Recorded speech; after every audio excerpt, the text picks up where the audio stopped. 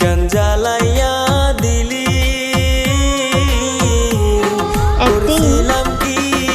আমি বন্ধু তোর কোনো ক্ষতি বন্ধু